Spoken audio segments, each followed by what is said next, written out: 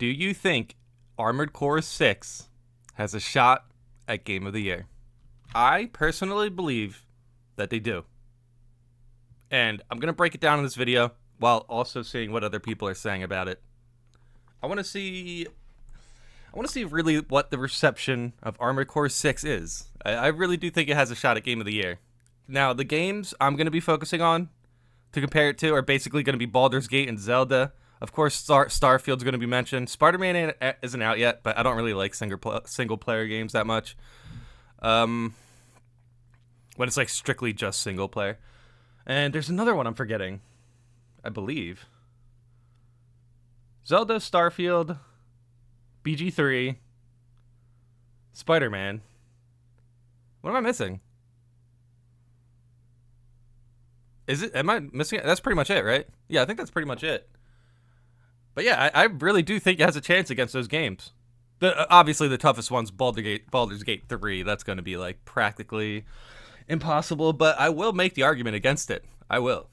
But let's see what other people are saying first. I think it's realistically a two-game race between Zelda and BG3. Baldur's Gate being an absurdly well-made but more traditional game, with Zelda being a feat of ingenuity and innovation.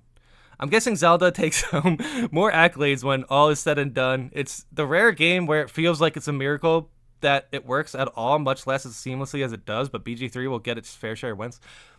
That's so weird. Why is Tears of the Kingdom, like, people don't agree with that game at all? Some people are like, dude, it's amazing they were able to finish this game and release it in the time that they did. And then other players are like, dude, it's literally just Breath of the Wild with an expansion. So I'm not too sure how to approach that. However, again, I still just put Nintendo a little bit higher than From Software. So when Nintendo makes a Zelda game that's good, that's less impressive than when From Software brings back a franchise from the dead to put it up against Baldur's Gate 3 and Zelda. That's why I put Armored Core 6 is the dark horse. It's the underdog here, and that's why I put it above them, dude. What a good game, dude. Armored Core 6 is so good. RE4 will get love but fall short. Starfield and Armored Core 6 will also get attention by virtue being new releases from major developers, but the former is increasingly divisive and the latter, while a ton of fun, can't measure up to the scale of the other games. Okay. Armored Core 6, the scale is less about what you are doing and more about how you are doing it. Like, Armored Core 6, the scale is more about the challenge, I believe. Now, if PvP was a little bit more fleshed out, they're not able to make that argument there from Software.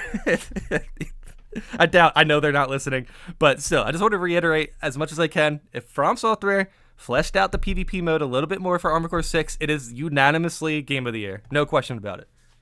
If PvP was like a 9 out of 10, then like I don't see how you can compete with that. But see, that's where the scale kind of starts to cap, basically, is From Software's willingness to enhance the PvP experience, because they nailed the single-player campaign for Armored Core 6. Armored Core 6... like, I still play through just campaign missions just casually, just hanging out. I'd rather play the Armored Core 6 campaign than the Starfield's campaign any day, anytime, anywhere, anyhow. I don't know.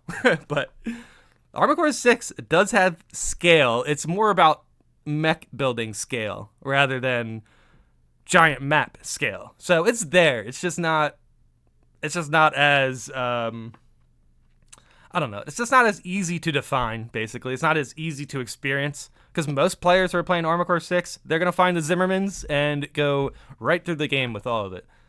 Now, there's going to be some bosses that test the bad players, but once they get a hang of it, they'll be able to do it. But I still believe the scale in Armored Core 6 is just more about the mech building rather than the giant map.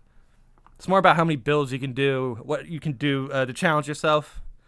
And yes, the scale is going to be a little bit lower than Baldur's Gate 3 and Zelda, but neither of those games have PvP modes. So if From Software just fleshed out PvP a little bit more, then the Armored Core 6 has a better shot. Now, I still think Armored Core 6 has a chance to win Game of the Year, and I'm obviously making the argument of how it could. Now, would I put money on it winning? I don't know. But I'll tell you what, it is my game of the year. I put it above Baldur's Gate 3 because Baldur's Gate 3 isn't finished. And I put it up against Zelda because Zelda's less impressive for Nintendo than Armored Core 6 is for From Software. Here we got AC6, no doubt, with 0 likes. Rough. Very rough. It'll be between Zelda and BG3, but I think Zelda should win. Act 1 of BG3 is a 10 out of 10 game. Act 2 is a 7 out of 10 game?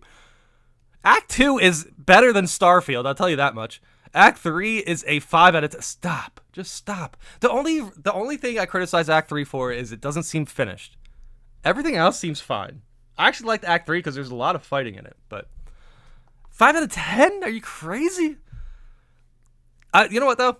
This is one person saying Act 3 is a 5 out of 10 game. I haven't seen a single person give any aspects of Armored Core 6 5 out of 10. I wouldn't even say the PvP is a 5 out of 10. I put the PvP at a clear 7 out of 10, maybe 8 out of 10 with improvements.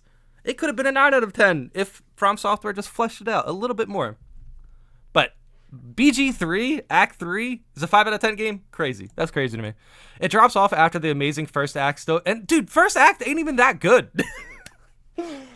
Like, dude, am I going, like, honestly, I like the first act if you consider, like, the Underdark and all that stuff, but, like, that's low-key kind of Act 2. Not really, though. I don't know. I didn't like Act 1 that much. Act 1 feels very predictable now. Like, you have to go out of your way to do stuff differently in Act 1.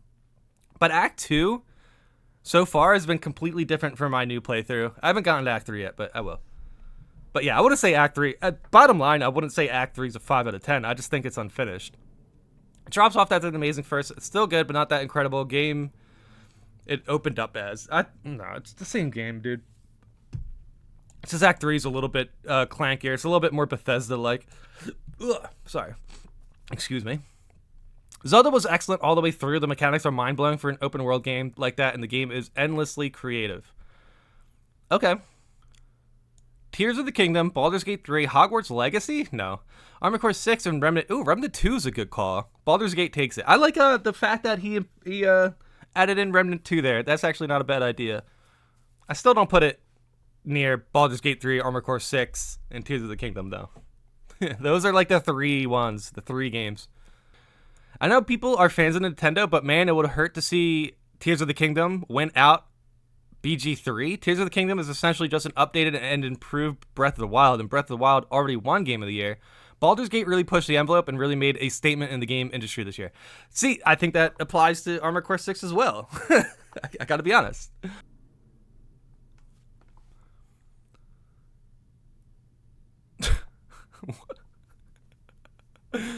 Okay, forget BG3. Armored Core 6 is Game of the Year.